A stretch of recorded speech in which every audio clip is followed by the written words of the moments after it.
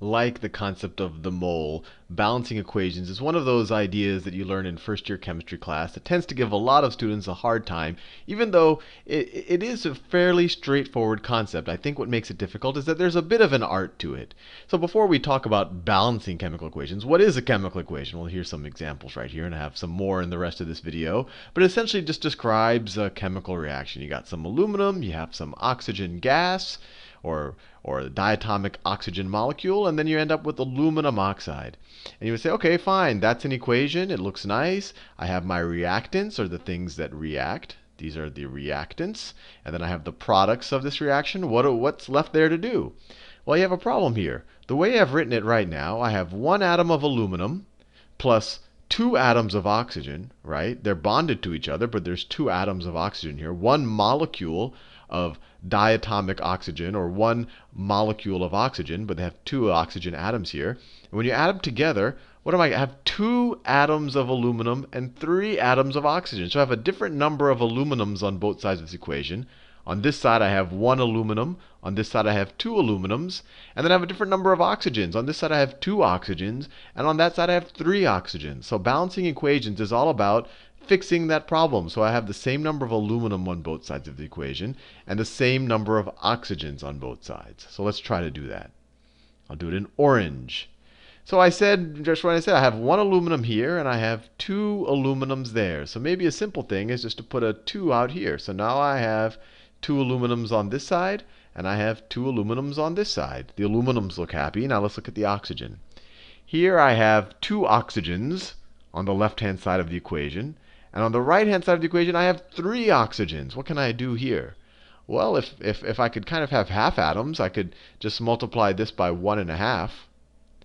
1.5. 1.5 times 2 is 3. So now I have three oxygens on both sides of this equation, and I have two aluminums on both sides of the equation. Am I done? Well, no, you can't have half an atom or 1.5 of an atom. That's not cool. So what you do is you just multiply this so that you end up with whole numbers. So let's just multiply both sides of this whole equation by 2. And we have 4 aluminums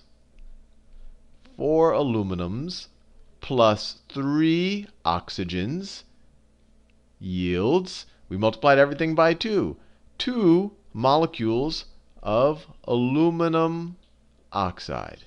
Now, you might have been tempted at some point in this exercise to say, oh, well, why don't I just tweak part of the aluminum oxide? Why don't I put a 2/3 in front of this oxygen? You cannot do that.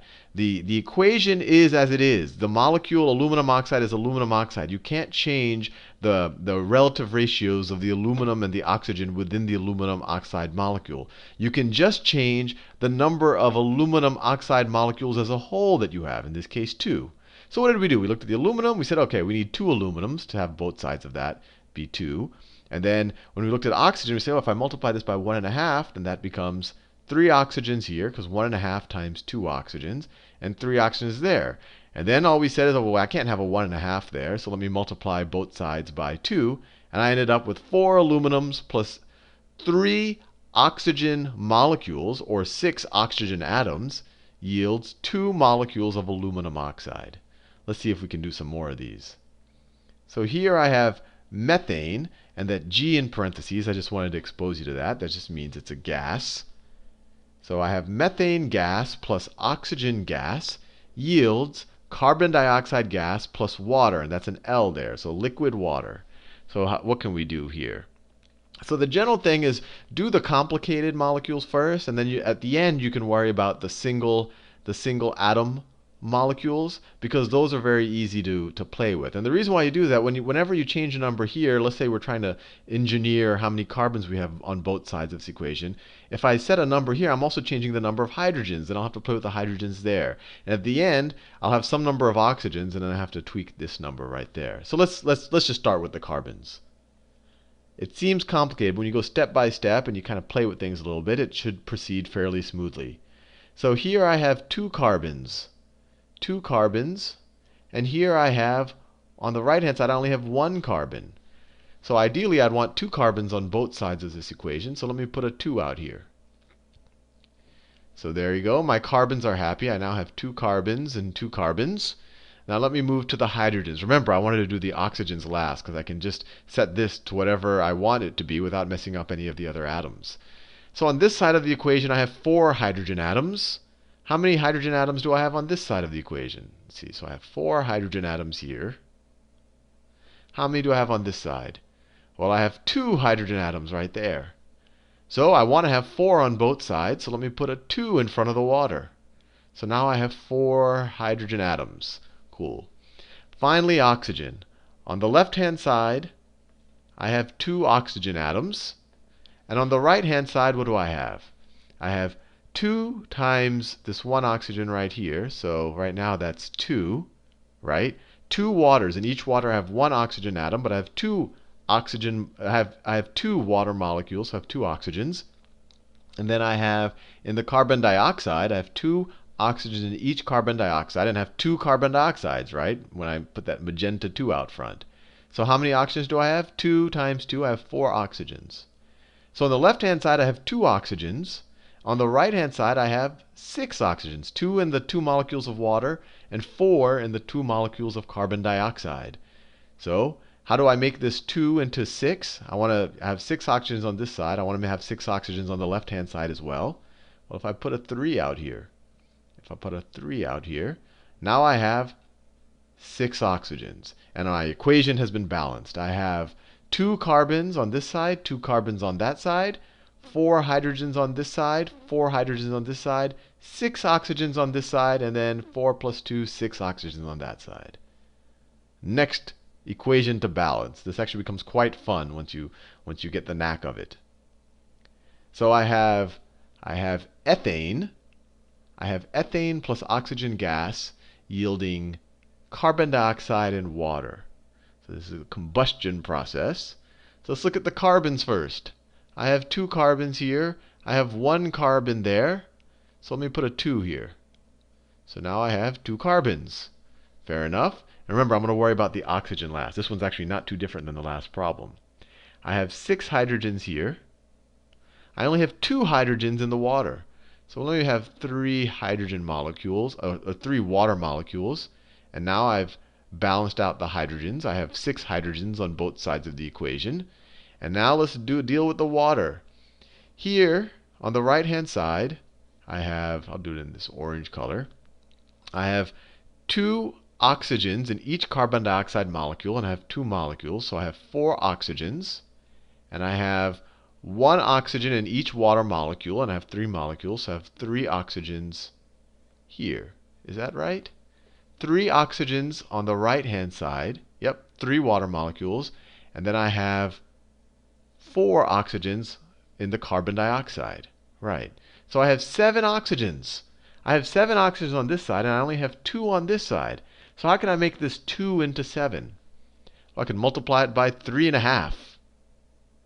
Right? Remember, I just want to have 7 on both sides. If I have 3.5 of these diatomic oxygen molecules, 3.5 times 2 is 7. So now I have 7 oxygens on both sides of the equation. 4 plus 3, and then 7 here. 2 carbons, and then 6 hydrogens. And I'm almost done, except for the fact that you can't have fractions of molecules.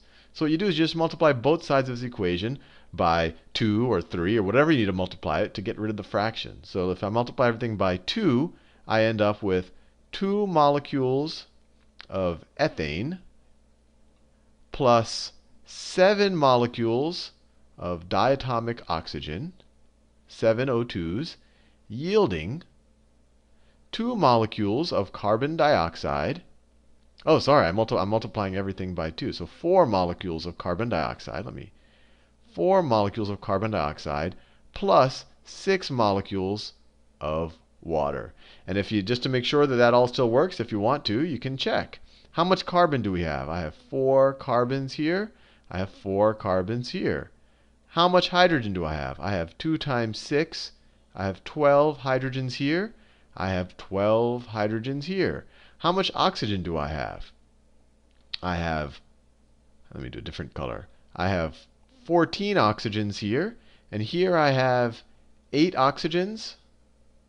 And here I have 6 times 1. I have 6 oxygens. So 6 plus 8 is 14. So my equation has been balanced.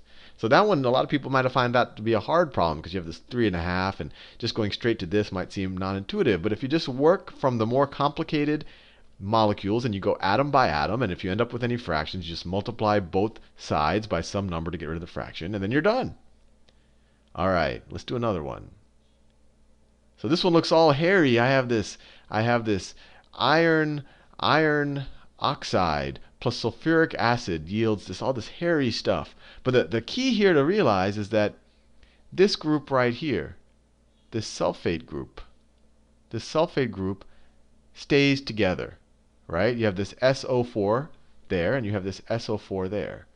So to really simplify things for our head, you can kind of treat that like an atom. So let's make a substitution. We'll substitute that for X.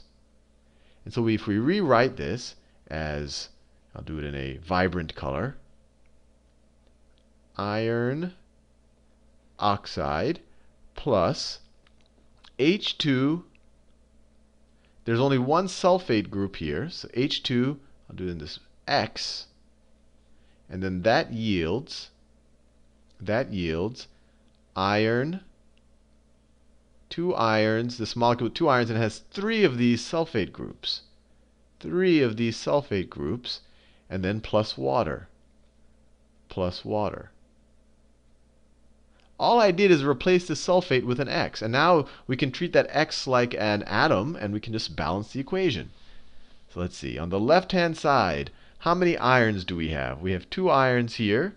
We have 2 irons there. So the irons look balanced at first glance.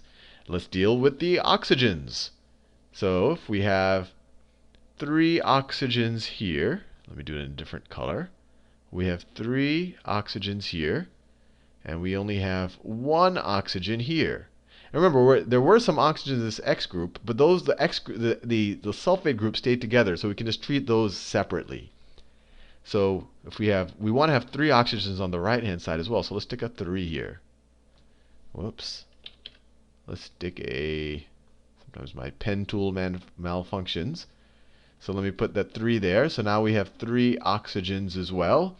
And then finally, let's see. Let's look at the hydrogens. So I have, or maybe I should. We have 3. Let's see, how many hydrogens do we have here? We have 6 hydrogens now on the right-hand side. 6 hydrogens here, 3 times 2. And we want to have 6 hydrogens here. So we have to have 3 of these molecules. And then finally, let's look at the sulfate group. That X. We have 3 X's here. And lucky for us, we have 3 X's over there. So our equation has been balanced, and if we want to write it back in terms of the sulfate terms, we can just unsubstitute the X, and we're left with iron, 1 molecule of iron oxide plus 3 molecules of sulfuric acid, H2SO4. I just unsubstitute the X with SO4, yields 1 of these molecules, SO4, 3. So 4, 3. I just unsubstituted the X plus 3 molecules of water. Let's do one more, and then I think we'll be all balanced out. Carbon dioxide plus hydrogen gas yields methane plus water. So let's deal with the carbons first. I have 1 carbon here, 1 carbon there. The carbons look happy. Let's look at the oxygen. I have 2 oxygens here. I have 1 oxygen there. So I want 2 oxygens here. So let me stick a 2 there. And then let's deal with the hydrogens last, because this is the easiest one to play with, because it doesn't affect any of the other atoms. So if the hydrogen, I have 2 here, and I have 4 plus 4 here, right? I have 4 hydrogens there, and I have 4 hydrogens there. So I need 8 hydrogens on the left-hand side. So I just put a 4 there. And we're all done balancing. Anyway, hopefully you found that useful.